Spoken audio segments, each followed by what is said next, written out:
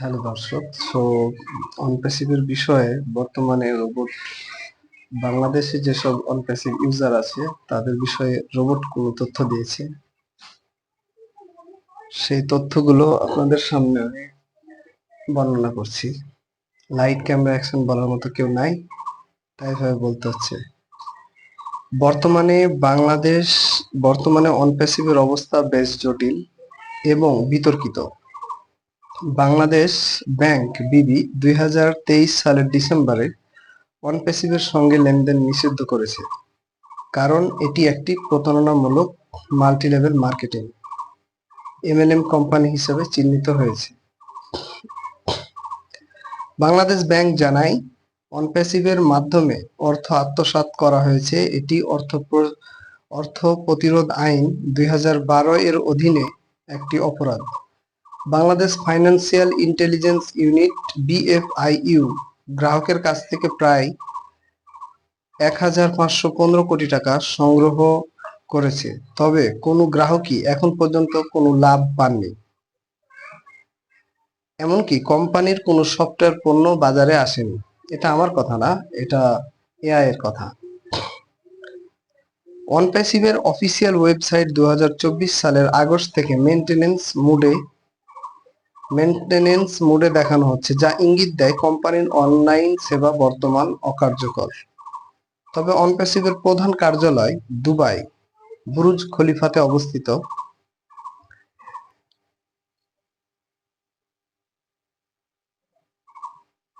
এটি কিছু সফটওয়্যার পণ্য যেমন ওমেন, ওনেট ও কানেক্ট চালু করেছে, কিন্তু এই পণ্যগুলোর কার্যকারিতা এবং বাজারে গ্রহণযোগ্যতা সম্পর্কে কোনো নির্ভরযোগ্য তথ্য পাওয়া যায়নি।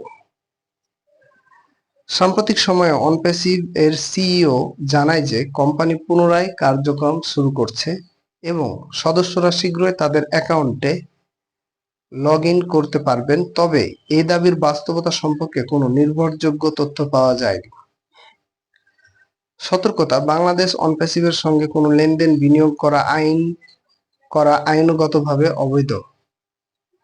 কোনো পণ্য বা সেবা পাওয়ার আগে কোম্পানির বৈধতা ও কার্যক্রম সম্পর্কে নিশ্চিত হন।